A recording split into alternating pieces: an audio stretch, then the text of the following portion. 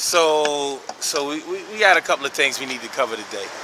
It's kind of crazy. First of all, for me, it feels good just to be back outside again, doing a video outside. Ain't nothing wrong with doing videos on the inside, but yo, it's summertime, and even though it's August 5th and it's summertime, cold out here, I think the temperature is only in like the 70 something right now. It's been a crazy summer. It hasn't really been all that hot. Let some people tell it though. Oh yeah, it's been a scorching though. Lies, man, lies. Anyway, Urban Therapy with Sun 752, and this your daily, go get 'em-ism. Number 1K39 for August 5th, 2017. And today I want to talk to y'all about a little something serious. I want to talk to y'all about when people will accept your help even though they don't like you. Now, I mean, you really think about that concept for a minute.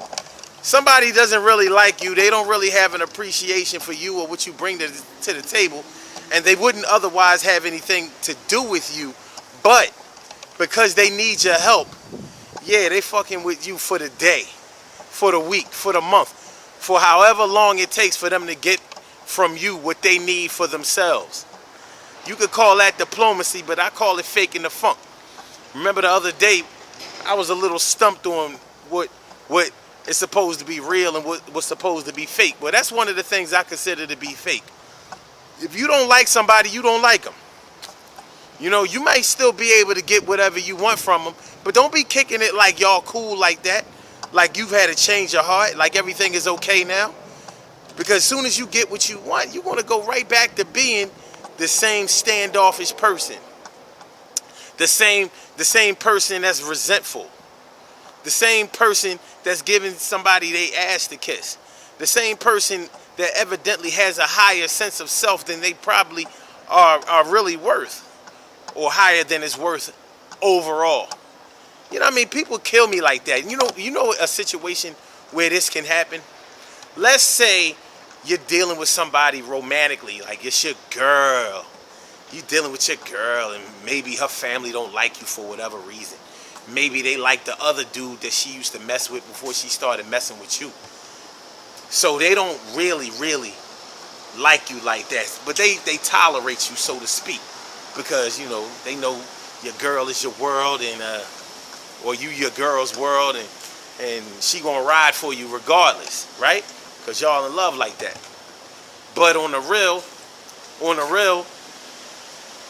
if they could have it their way, she would be back with the other dude and not you. So, you know, I mean, they treat you okay, but you can feel the energy. You can feel the vibe, and you know that you ain't the most popular guy in the room, or at the cookout, or at the family functions, the wedding, the 80th birthday party, whatever the case may be. You know you ain't that bull when it come to them, right?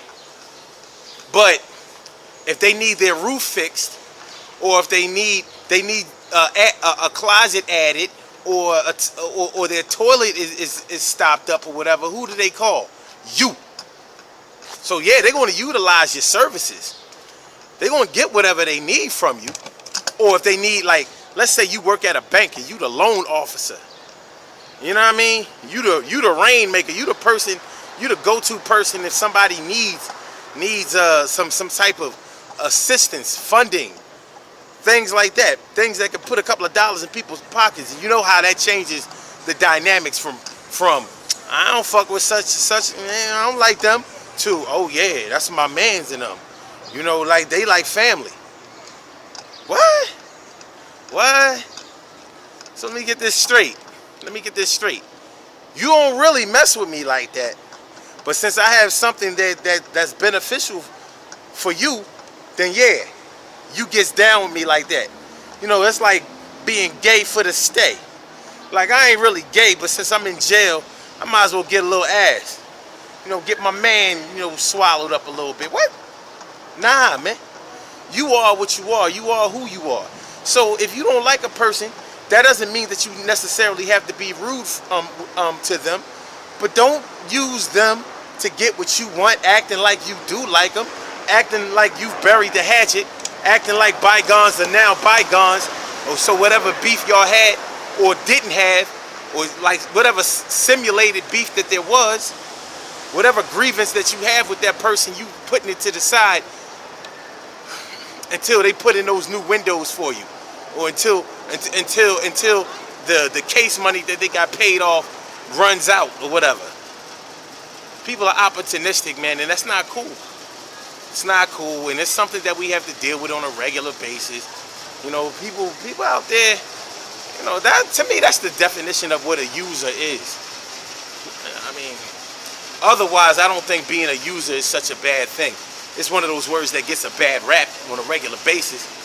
But when you talk about use and abuse, that's when you start getting into enemy territory. Hey, what's going on, my man? That's when you start getting into the whole, oh, okay.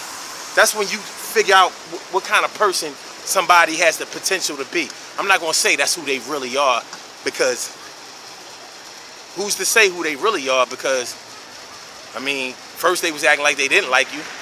Now they acting like they do like you. As soon as they get what they want, they're going to be acting like they don't like you again. So who's to say who they really are? I mean, maybe who they really are is a chameleon, or just a person that takes advantage of opportunities at the expense of other people that they supposed to not really be messing with like that. And that ain't cool, son. Yo, that ain't even cool, yo. That's corny, yo. Real corny, you know what I'm saying? Alright, so but that's how it goes down, man. You can't stop the rock. You can't stop the rock, but I guess it hurts most. It hurts the most when it's somebody that's supposed to be close to you, or somebody that